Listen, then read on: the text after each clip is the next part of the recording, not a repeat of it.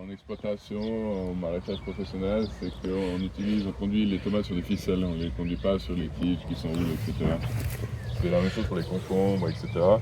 Alors pourquoi la ficelle? Parce que c'est plus rapide que devoir torsader la tomate autour justement de ces troncs, vous avez. Puis l'idée aussi, c'est qu'on va voir après, par la suite, qu'il y a une technique qui permet de faire la descente, c'est-à-dire que quand j'ai ma tête de tomate qui arrive environ ici, une fois qu'elle arrive ici, normalement on coupe la tête. C'est ce qu'on voit sur les torsadés, etc. Sauf que en maraîchage professionnel, vu qu'on utilise la ficelle, on fait de la descente, c'est-à-dire que dès que la tige arrive à une certaine hauteur, on va la descendre avec le mou qu'on a laissé avec la ficelle.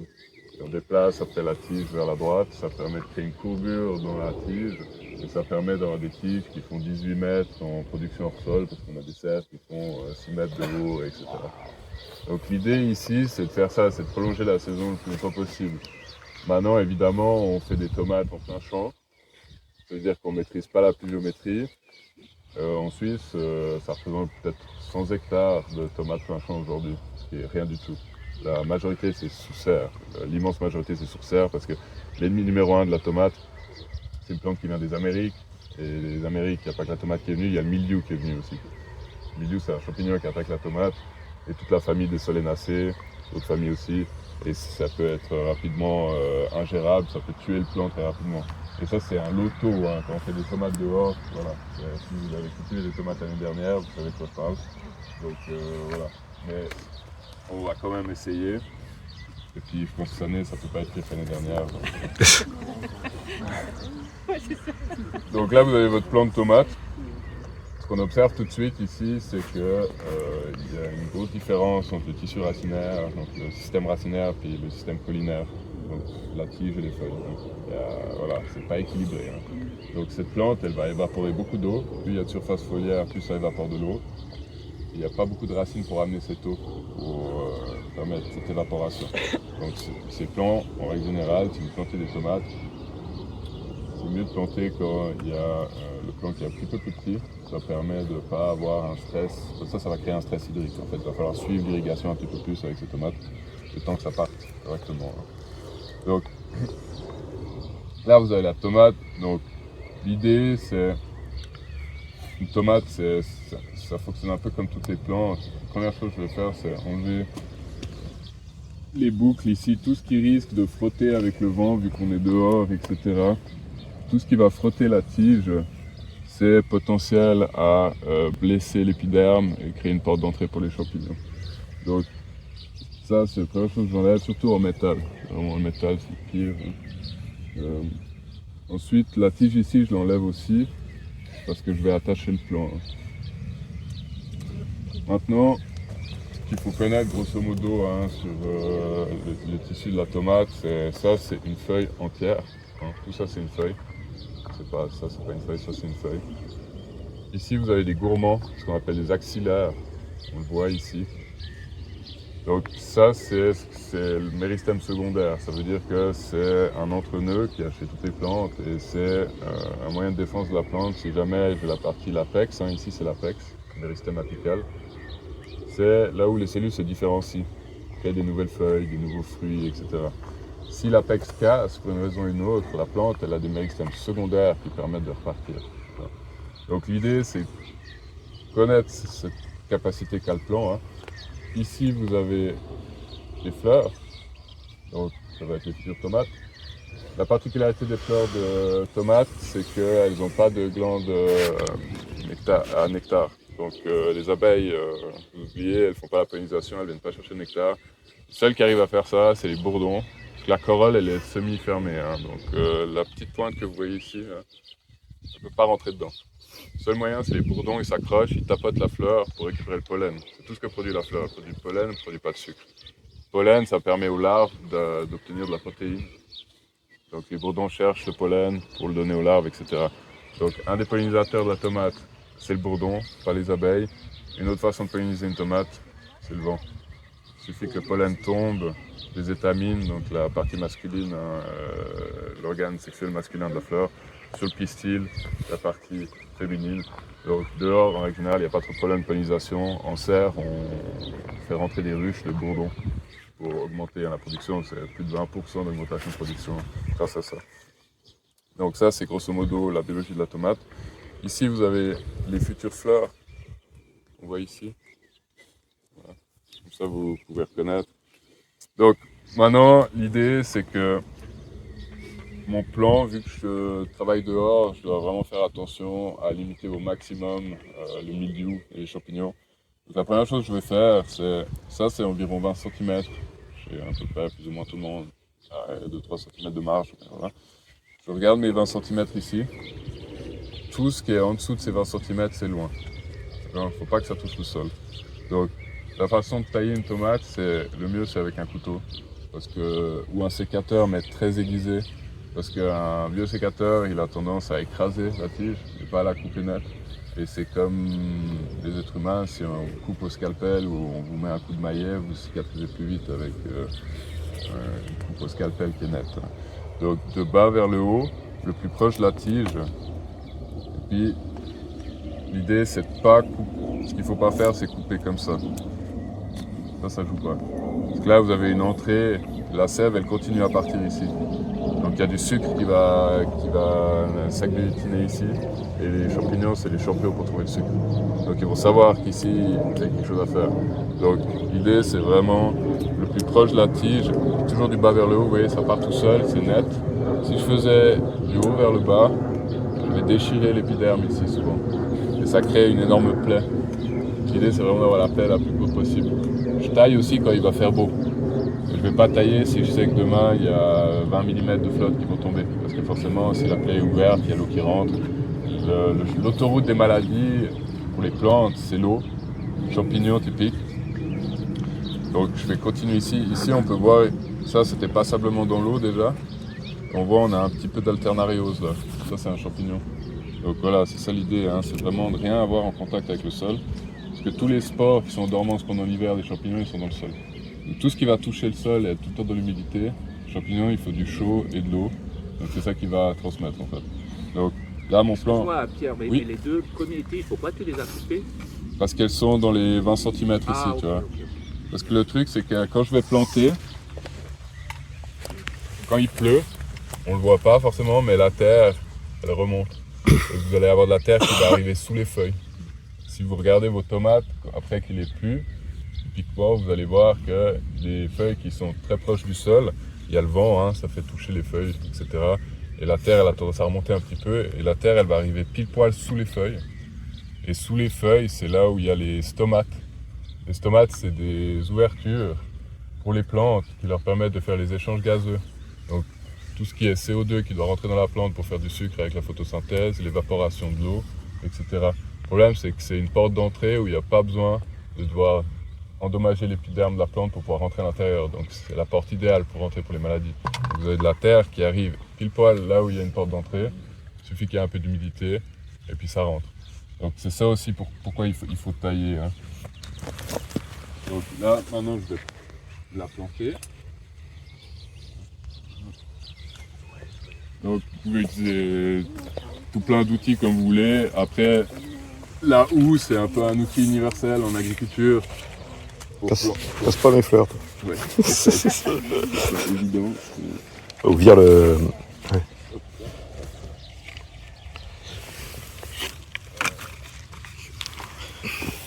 Donc, quand je veux planter, vous pouvez utiliser d'autres outils, etc. Le but, c'est juste de faire un trou dans le sol.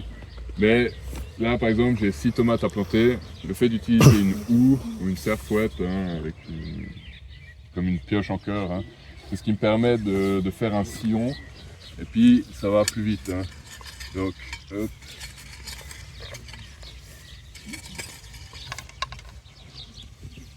C'est un peu le parcours du combattant, parce qu'il y a un peu des... Tu peux enlever la bouteille. Hein. Oui. J'aurais pu attendre pour les tagettes. J'aurais pu attendre. Surtout qu'elles vont se faire bouffer par les limaces dès qu'il va pleuvoir.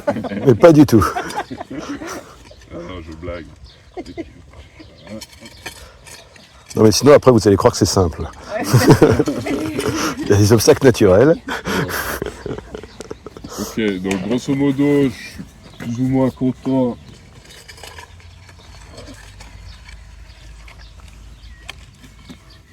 Voilà, de ma profondeur. Donc il n'y a pas besoin de faire tellement plus que ça. Donc évidemment là le sol a déjà été travaillé un petit peu avant, hein, c'est pour ça que ça va tout simple. Hein. En général il faudra passer un rabelais, une bêche, une fourche bêche, etc. pour ameublir le sol. Mais vous voulez arriver plus ou moins à cette granulométrie. Donc là j'ai ma tomate. Pierre, si on met des orties au fond, Ouais, alors, ouais, on c'est peut. toute la, enfin, c'est l'ortie coupée en morceaux ou c'est que des feuilles? C'est toute l'ortie, vous pouvez prendre toute l'ortie. Ok. L'ortie, c'est une plante qui a énormément d'acides aminés, donc c'est la base des protéines. Donc ça veut dire qu'il y a beaucoup d'azote dans l'ortie, ce qui est assez rare pour une plante. Hein. Les plantes en général, l'azote, c'est compliqué à obtenir dans la nature. Il y a beaucoup de phosphore aussi, il y a beaucoup de sélénium. Pas mal de sels minéraux, c'est vraiment un engrais de base qui coûte rien. Il faut juste aller le récolter. Vous coupez, vous le mettez en fond de raie. Et là, il faut creuser un peu plus. Rajouter 10 cm de terre. Et après planter. Il ne faut pas planter la motte sur les feuilles. Ça brûle. Voilà, parce que le problème, c'est qu'il y a de l'acide formique aussi dans les orties. Donc c'est l'acide qu'utilisent les fourmis pour se défendre. Puis c'est un acide. Donc c'est pas seulement agressif. Et puis il ne faut pas oublier que les racines des plantes, ça pousse pas grâce à la matière organique. Les plantes ne se nourrissent pas de matière organique comme nous, les êtres humains, où on mange les plantes, matière organique, les animaux, matière organique. Eux, ils se nourrissent de sels minéraux. Donc du calcium, du phosphore, du potassium, etc. Et ça, on le trouve uniquement dans la terre, pas dans la matière organique. Le compost, c'est de la matière organique. Donc si vous plantez aussi complètement dans du compost, sans mélanger le compost à la terre, vous allez avoir de mauvais résultats. Parce que la plante, elle va avoir de la peine à se nourrir. Plus elle doit dépenser de l'énergie pour faire des racines pour aller chercher la nourriture, plus elle prend du retard, etc. Donc c'est ça l'idée. Et l'ortie frais? Ouais, frais, ouais. Donc, avant de planter, il y a un principe de base en agriculture qui s'appelle la fumure, qui dit que toute exportation du champ doit être compensée. C'est-à-dire que quand on cultive des plantes, normalement dans la nature, les plantes, elles font leur cycle, elles meurent et elles retournent au sol. Et les fruits qu'elles produisent tombent au sol, etc. La matière organique qu'elles vont créer grâce à la matière minérale du sol retourne sous forme de matière organique dans le sol et redevient la matière minérale grâce à l'action du sol, la biologie du sol. Et la boucle est bouclée. Les humains, ils cassent ce cycle. Parce que qu'est-ce qu'on fait? La matière organique, on la récupère et on la mange. Donc si vous ne compensez pas cette perte, cette exportation au champ, à terme, votre sol, il va dépérir, il va perdre en matière minérale. Et s'il perd en matière minérale, il va devenir moins fertile, etc. etc. Et si vous n'amenez jamais de la matière organique dans votre sol, la biologie du sol va mourir aussi. La biologie du sol meurt, après c'est la chimie du sol qui meurt, donc les sels minéraux disparaissent, etc. Il n'y a plus rien qui est retenu par le sol, puis après c'est la mort physique, c'est l'érosion. Donc tout ça pour dire que mettez de l'engrais.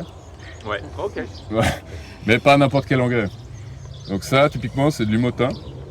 Il y a plein d'engrais types différents. Donc ça, l'humotin, c'est un des engrais qui est sur la liste du FIBEL. Donc le FIBEL, c'est le label bio, bio suisse qui va imprimer chaque année une liste avec les engrais qui sont autorisés dans la production biologique en Suisse. L'humotin, qu'est-ce que c'est? C'est un mélange de fientes de poule, de carcasse de poule, qui vient d'abattoirs parce que c'est extrêmement riche en azote.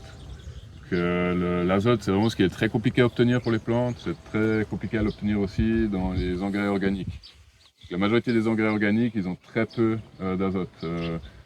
Une tonne de fumier de bovin, c'est 5 kg d'azote. 200 kg de fumier de poule, c'est 30 kg d'azote. Vous voyez le rapport, c'est pour ça qu'on utilise surtout des fumiers de poule comme engrais pour tout ce qui est plante. Et puis, il y a aussi de la vinasse de betterave, de la vinasse de vigne, il y a aussi du tourteau, de tournesol, etc., etc. Grosso modo, ça nous permet d'amener suffisamment d'azote, de phosphore, de potassium et de magnésium pour nos plantes. Grosso modo, une ligne de 40 mètres de tomates, c'est 6,5 kg, ça représente environ 80 grammes par plant. Là, vous avez des doseurs au jardin, 80 grammes.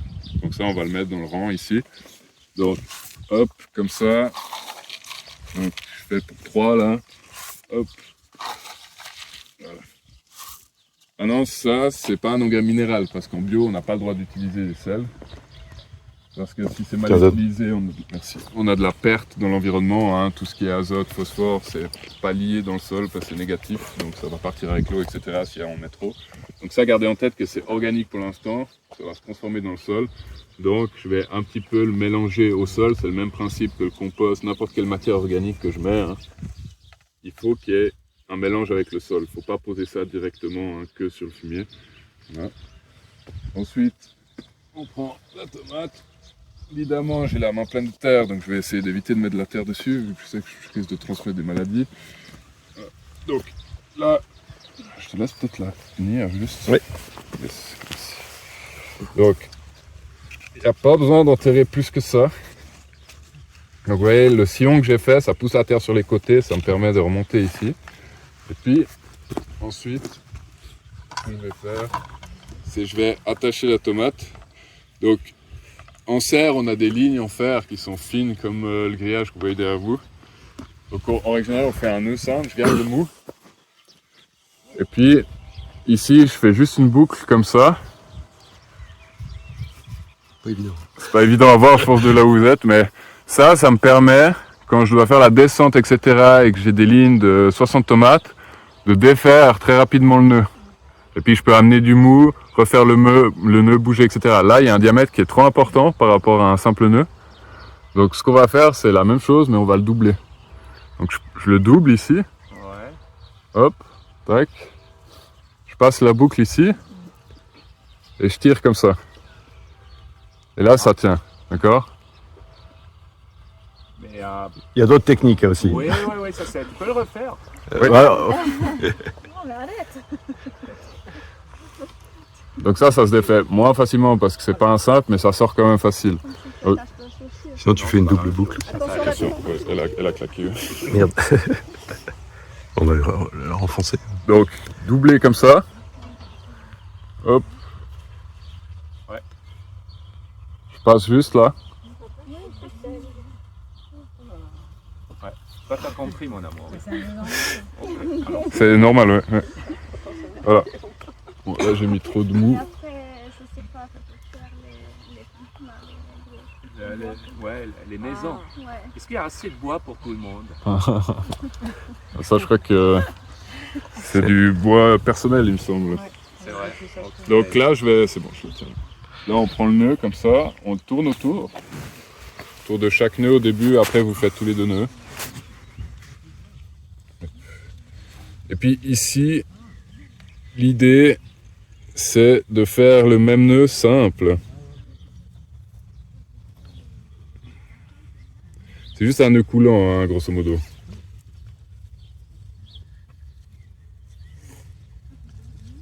Ça fait la même chose qu'en haut en fait. Ouais, exact, sauf que je l'ai fait simple. Ouais. Donc ça me permet, parce que ici, alors en exploitation, on a des clips en plastique où on pince la ficelle, on clip et puis elle est belle. Maintenant, l'idée, c'est que on va pas forcément aller acheter des clips pour ça, pour 6 tomates, etc. Donc vous faites ce nœud coulant. Il ne faudra pas oublier que la tige, elle va grandir. Donc il ne faut pas ceinturer la tige trop longtemps. Au bout d'un moment, il va falloir refaire le nœud pour lui laisser un petit peu d'espace. Si j'ai un nœud comme ça, il est défait tout de suite. Et puis je peux le refaire ensuite à la bonne taille. Donc il faut laisser aussi pas mal de lest quand même au cas où. Alors on tend jamais la ficelle parce qu'il faut que ça puisse bouger avec le vent. D'accord? Parce que si c'est tendu, ça risque de sortir le plan de la motte. D'accord? Puis il y a des cas où c'est arrivé en production hors sol où toutes les ficelles ont été trop tendues, puis c'est 3000 plants en une nuit qui sortent de l'eau. Et vu que c'est tributaire du circuit d'eau avec la partie nutritionnelle, les plantes elles meurent tout de suite. Donc ça fait pas mal de pertes. Donc voilà, ça c'est l'idée, hein. Donc vous allez la bloquer comme ça. Après l'idée aussi c'est d'avoir suffisamment d'espace entre les plants quand vous êtes dehors. Le minimum c'est vraiment 50 cm. On les plante sur la ligne parce que la distance entre les lignes des tomates c'est toujours au minimum 50 cm. Si vous êtes dehors, plus vous mettez, mieux c'est, hein. Évidemment. Après voilà, ici on est limité parce qu'on a un plan de culture, mais plus il y a d'espace, mieux c'est. Pourquoi? Parce que si vous plantez trop proche les tomates, les feuilles elles vont commencer à se toucher, à se mettre dessus, etc. Et puis n'oubliez jamais que les plantes elles évaporent de l'eau. Donc elles augmentent l'humidité relative dans l'air Donc l'eau qu'il y a dans l'air, ça augmente pour se refroidir. Dès le moment où cette humidité elle est trop importante, si elle dépasse les 70%, c'est là où il y a les maladies qui commencent à augmenter. Rappelez-vous toujours, l'humidité, la chaleur, c'est les champignons. Donc l'idée, c'est d'avoir au moins 50 cm pour qu'il y ait un brassage d'air. C'est-à-dire que quand il pleut, déjà les feuilles ne se touchent pas pour ne pas avoir cet effet SL où l'eau stagne, etc.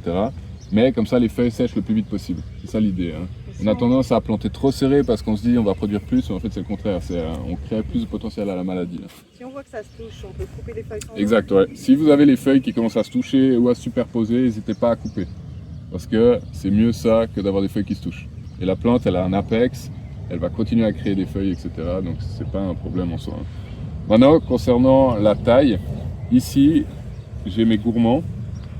Donc je vais en sélectionner un pour pouvoir doubler la tige. Ça veut dire que par exemple, ici, celui-là il est pas mal. Celui-là il pourrait aller aussi, mais je regarde dans quelle direction il va. Je vois que celui-là il va partir ici, il va aller pile poil dans l'autre. Donc c'est pas super. Celui-là il a plus tendance à partir là.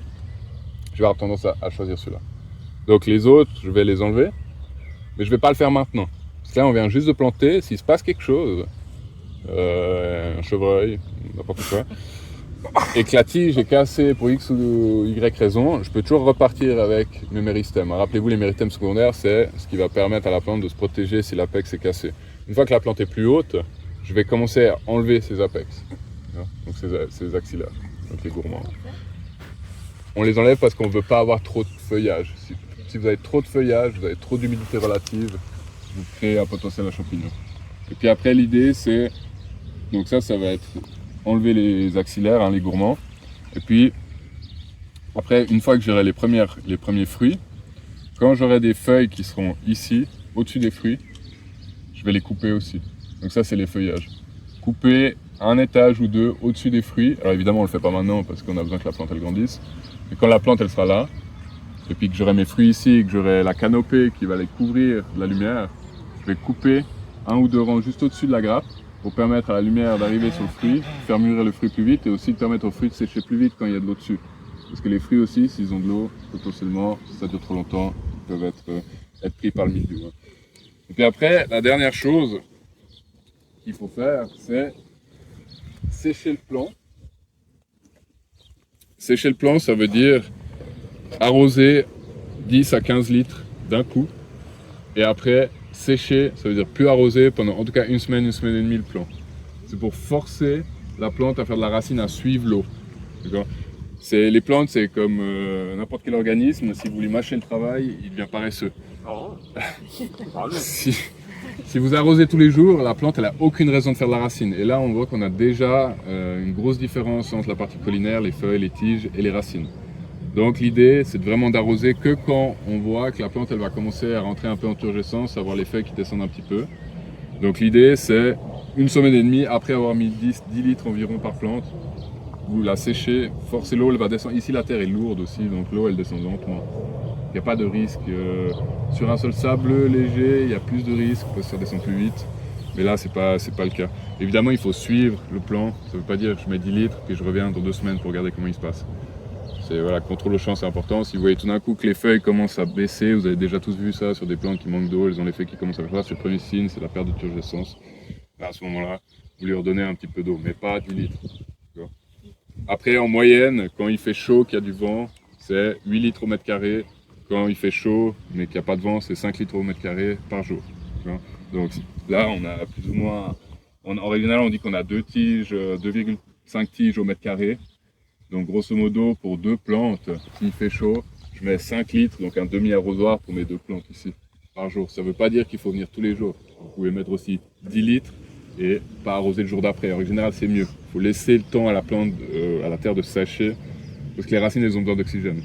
C'est mieux de faire en alternance, un tous les 2 jours, un tous les 3 jours, que venir tous les jours avec des petits apports. Surtout sur un sol comme ça où l'eau descend très lentement. Vous ne voulez pas stagner, faire de l'eau stagnante, il n'y a plus d'oxygène qui rentre. Je peux juste répéter. Oui. 5 litres pour le vent, 5 litres pour le soleil. Donc une fois, ouais, vous avez planté 20-25 degrés sans lumière, 5 litres au mètre carré par jour. C'est ce que évapore la plante en fait. C'est des études agronomiques qui ont été faites dans les années 60. On a mesuré ça sur de l'herbe. On a mesuré combien ça évaporait d'eau par jour. Et après, on a des coefficients de culture qu'on applique avec une formule pour chaque culture par rapport au stade, etc. Ouais. Mais grosso modo, ce qu'il faut se rappeler, c'est 5 litres au mètre carré s'il fait chaud, il n'y a pas de vent. 8 litres au mètre carré s'il y a du vent et qu'il fait chaud, parce que quand il y a du vent, ça sèche plus vite. Hein. Ouais. Maintenant, gardez en tête qu'il faut prendre en compte votre sol. Si le sol est lourd, c'est mieux de faire un arrosage et puis de laisser 1 ou 2 jours le temps que le sol sèche. Les sols légers, sablonneux, limoneux, on peut venir plus souvent mais faire des plus petits apports. Sol lourd, je peux faire un gros apport d'un coup, mais je dois laisser 1, 2, 3 jours après pour que ça sèche. Parce qu'un sol c'est vivant, il lui faut de l'eau, mais il faut qu'il puisse respirer aussi. Les racines c'est pareil. Donc vous ne pouvez pas avoir la tête tout le temps dans l'eau. Au bout d'un moment, il faut pouvoir sortir la tête de l'eau. Arrosage soir ou matin? Alors, c'est une bonne question. En règle générale, au printemps, quand il y a beaucoup de rosée, etc., on évite le matin parce qu'on va, au lieu de laisser le temps à la plante de sécher pendant la matinée, l'après-midi, on rajoute encore une couche. Donc ça va créer des problèmes au niveau champignons, typiquement au printemps. À l'été, le soir ou le matin, c'est à peu près égal. Ça ne change pas grand-chose, à part si vous avez des limaces. Si vous avez des limaces, vous avez tendance à faire plutôt le matin pour que ça sèche. Et puis que les limaces elles sortent pas. Maintenant, si vous avez des problèmes de mildiou, etc., ou du champignon, le soir c'est à éviter, il vaut mieux arroser le matin pour que ça puisse sécher pendant la journée. Donc l'irrigation, c'est tout un chapitre, mais grosso modo, printemps, 11h du matin, midi, on sait qu'il va faire chaud, donc comme ça permet de sécher. L'été, pas le soir si vous avez des limaces, plutôt le matin pour que ça sèche. Si c'est bien désherbé, etc., qu'il n'y a pas de... Plus il y a d'herbe, plus il y a de mauvaises herbes, plus vous allez avoir de l'évapotranspiration, donc c'est ça qu'il faut éviter. Éviter l'humidité en fait. À partir du moment quand vous voulez arroser, il faut que ça sèche. Il faut que ça sèche le plus rapidement possible. Donc c'est ça l'idée. Ouais. Et maintenant avec le goutte à Et goutte. après il y a des techniques aussi, si vous faites de l'aspersion, faut pas faire de l'aspersion quand il y a du vent et qu'il fait 25 degrés parce que l'eau elle part en l'air, et puis il y a une bonne partie qui va s'évaporer aussi. Donc là on va tendance à aller plutôt au début de matinée. Goutte à goutte, il n'y a pas d'évaporation. Donc le goutte à goutte, ça c'est un truc que vous pouvez faire tourner plus ou moins à n'importe quelle heure, quand il fait chaud, etc. Parce que l'eau arrive tout de suite dans le sol, il n'y a pas un passage dans l'atmosphère. Ouais. Est-ce que vous allez pailler? Alors, le paillage, on peut le faire. Faut juste garder en tête qu'il faut l'enlever au début du printemps. Parce qu'un sol, il doit pouvoir se réchauffer pour faire la minéralisation. Et si vous ne l'enlevez pas au printemps pendant l'hiver, il pleut, etc. Le sol est gorgé d'eau, etc. Si vous n'enlevez pas la paille, votre sol ne va pas se réchauffer. S'il ne se réchauffe pas, il n'y a pas de minéralisation. La minéralisation, c'est les bactéries qui vont transformer la matière organique en matière minérale et nourrir vos plantes. Et après, c'est un nid à limaces, c'est un nid à campagnol, etc. Donc, c'est plus de boulot aussi. Mais l'été, c'est un bon outil parce que ça limite la perte d'eau du sol. L'été, c'est le contraire de l'hiver. L'hiver, on a trop d'eau dans le sol. L'été, on n'a pas assez d'eau dans le sol. Donc l'idée, c'est si vous faites un paillage, mais le paillage, ça va aider aussi contre les mauvaises herbes. Pendant l'été, il y aura moins à désherber, mais il faut bien 20 cm de paille. Et gardez en tête qu'on ne paille pas n'importe quelle culture, parce que si vous paillez des patates douces, par exemple, les campagnols, ils adorent les patates douces. Donc vous n'allez pas voir les trous, vous n'allez pas voir les dégâts, vous ne pourrez pas piéger. Et puis les patates douces, de toute façon, elles sont très compétitives. C'est la famille du liseron, donc ça fait partout. Les tomates, il y a moins de risques avec les campagnols. Donc c'est typiquement une culture qu'on pourrait pailler. En général, on paille les cultures qui ont une faible densité de plantation. On ne paille pas les cultures qui ont une forte densité de plantation. Je ne vais pas pailler des betteraves ou je ne vais pas pailler des carottes, etc. parce que c'est trop de boulot à mettre entre chaque plant, etc. etc. Voilà, je pense que j'ai plus ou moins tout dit. Je pense que j'ai déjà trop parlé trop longtemps. Non ?